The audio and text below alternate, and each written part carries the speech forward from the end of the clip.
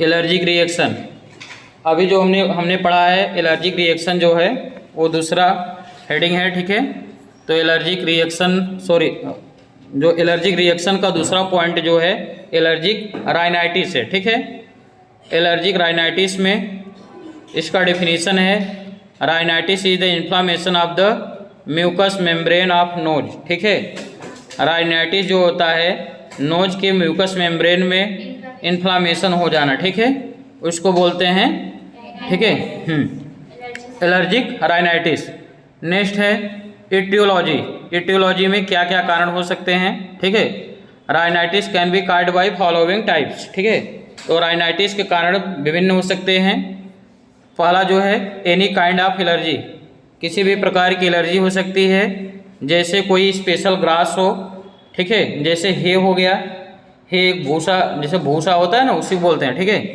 Pollen grains हो गया, जो फूल के पॉलन ग्रेन्स होते हैं, ठीक है, फ्लावर के, ठीक है, उसके कारण भी एलर्जिक हो सकता है। डस्ट हो गया, ठीक है, डस्ट हो गया, समझ में आ गया। और फंजाई भी हो सकते हैं, ठीक है, फंजाई, एनिमल्स डेंडर, ठीक है, पशु का चारा जो है, ठीक है। और फ्रॉम स्मोक जो है ये भी इसका कारण हो सकते हैं, ठीक है। सेकेंड काज है कॉमन कोल्ड, ठीक है।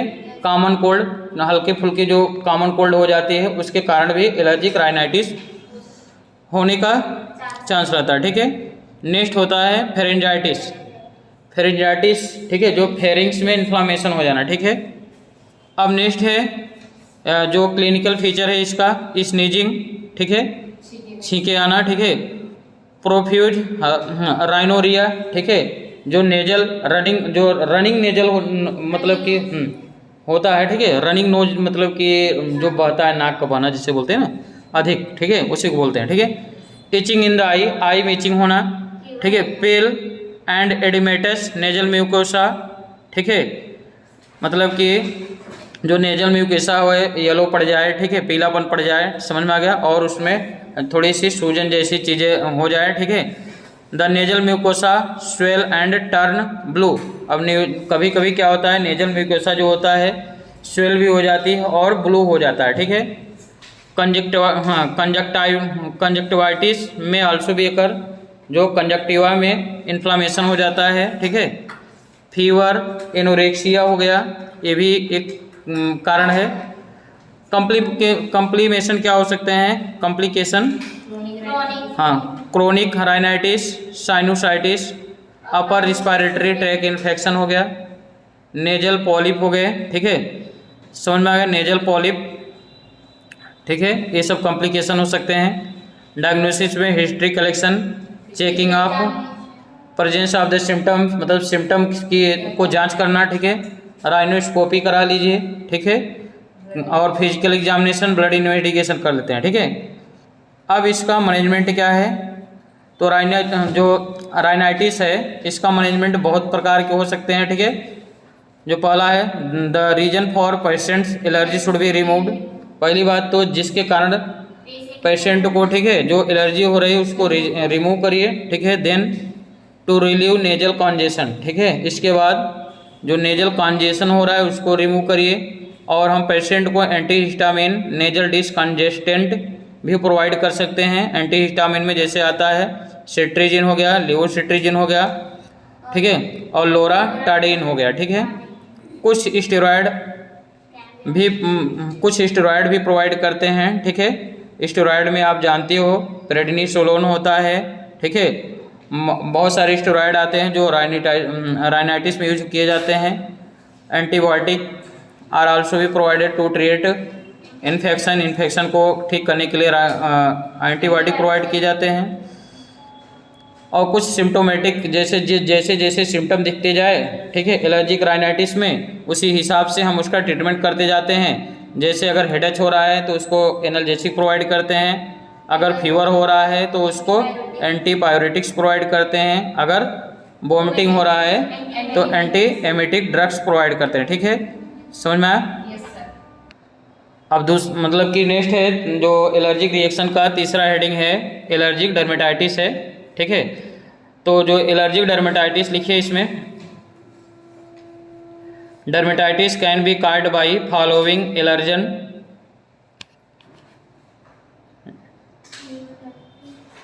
Can be caused by following allergen. इसके टाइप में लिखेंगे, ठीक है।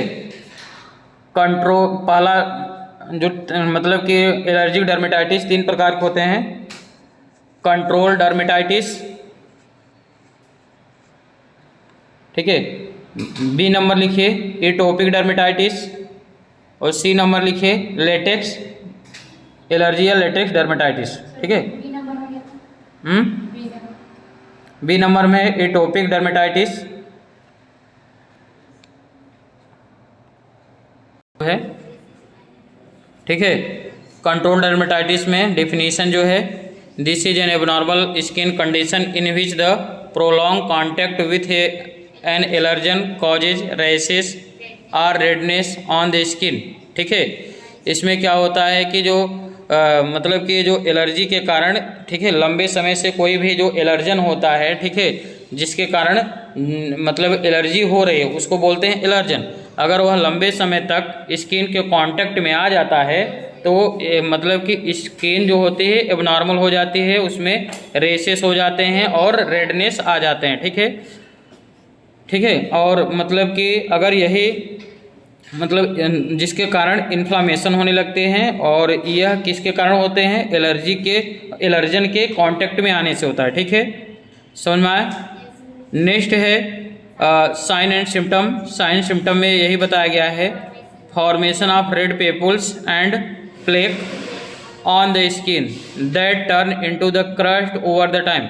ध्यान देना, जब ये जो कंट्रोल डर्मेटाइटिस होता है, इसमें क्या होता है कि जब एलर्जन कांटेक्ट में आते हैं, जब मतलब कि इन्फ्लामेशन करते हैं, तो एक रेड पेपुल्स का फॉर्मेशन हो जाता है, प्लेक का, स्किन पे प्लेक जैसे मतलब कि दिखने लगते हैं, और वह क्रस्ट में बदल जाता है। क्रस्ट मतलब समय के साथ साथ क्रस्ट में एक पपड़ी जैसे बन जाता है।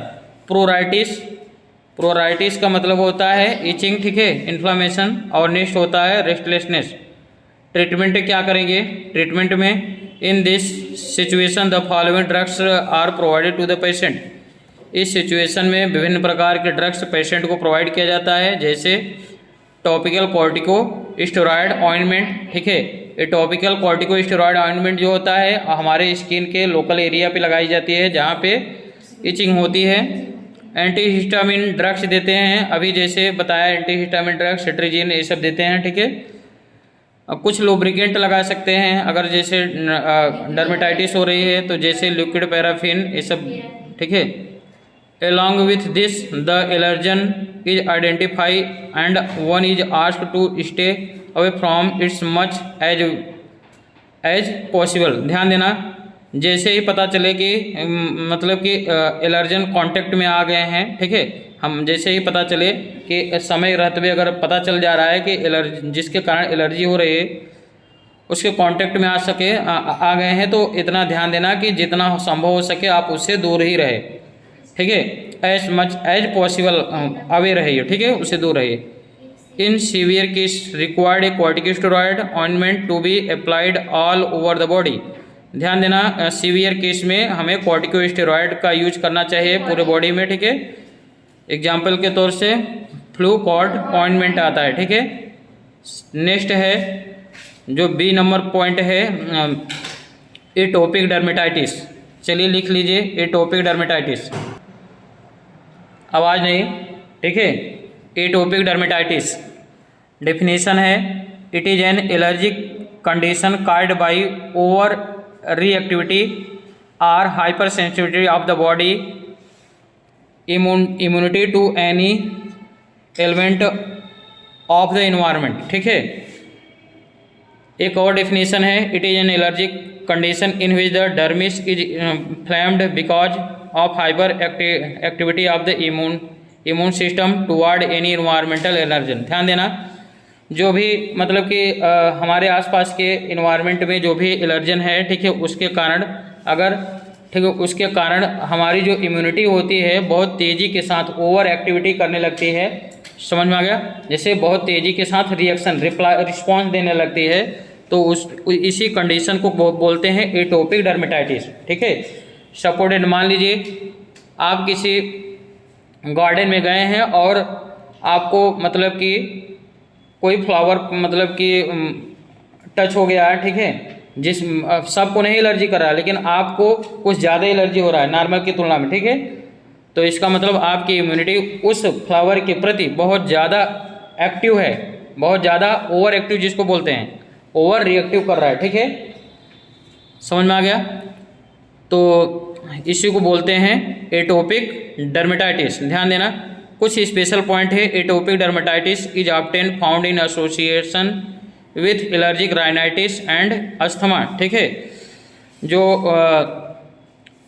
एटोपिक डर्मेटाइटिस कैसे पाया जाता है, जब भी दिखे मतलब जब भी उस व्यक्ति को ज़्यादा होता है जिसको एलर्जिक राइनाइटिस हो और अस्थमा हो। ठीक है, समझ में आ गया। It is usually more in the antecubital and popliteal region. ठीक है, ये ज़्यादातर antecubital and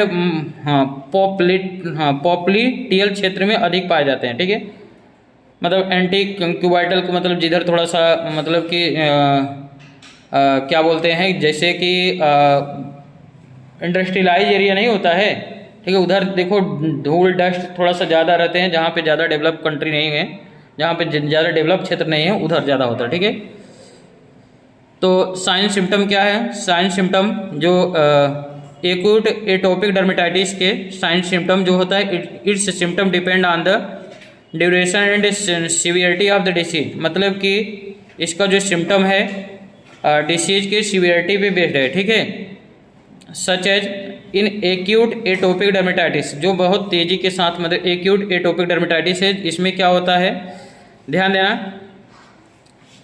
symptoms इरिथमेटस skin. इरिथमेटस skin मतलब आप जानते हो इरिथ्रोसाइट्स लाल होता है ना, तो स्किन इसका मतलब लाल, स्किन का लाल होना, इसी को बोलते हैं इरिथमेटस स्किन। ठीक है, और नेक्स्ट है वेसिकल्स फॉर्मेशन। वेसिकल्स फॉर्मेशन, ठीक है, छोटे छोटे वेसिकल्स बन जाते हैं, ठीक है, गोले गोले जो स्किन पे, ठीक है, उजिंग वेसिकल्स, और उसमें जो मतलब कि जो तरल पदार्थ जो भर जाता है, छोटे छोटे मतलब कि छोटे छोटे दाने जैसे निकल जाते हैं, उसमें कुछ फ्लूइड जैसे वेसिकल्स में भर जाते हैं और फिर वो बाहर आते हैं बह के। ठीक है, extreme itching in case of chronic atopic dermatitis.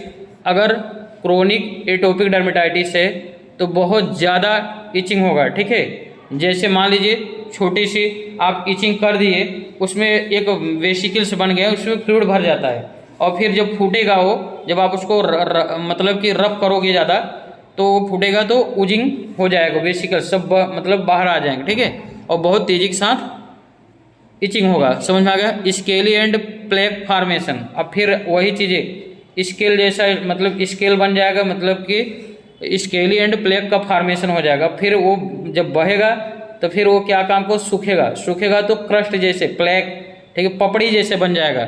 Thickness, thick and skin, और ऐसा आपको लगेगा कि स्किन बहुत मोटी हो गई है, थिक हो गई। ठीक है, ड्राई स्किन, और स्किन बहुत ड्राई हो जाएगा। ठीक है, इसमें एटोपिक डर्मेटाइटिस में।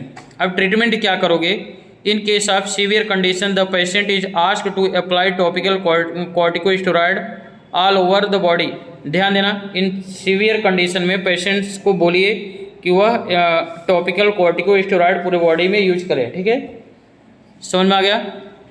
इफ़ नीडेड, अगर ज़रूरत पड़े, the patient is also provide with immuno modulator.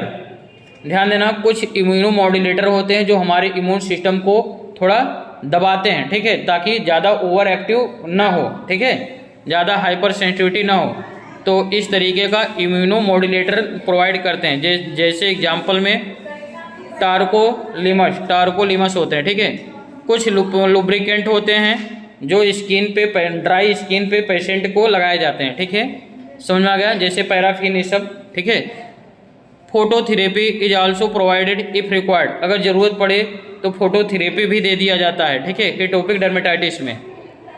If needed antibiotic are also provided to prevent secondary infection. ठीक है, अगर ज़रूरत पड़े, अगर सेकेंडरी इन्फेक्शन दूसरी बार इन्फेक्शन हो रहा है तो ज़रूरत पड़ने पर एंटीबायोटिक भी दिया जाता है, ठीक है।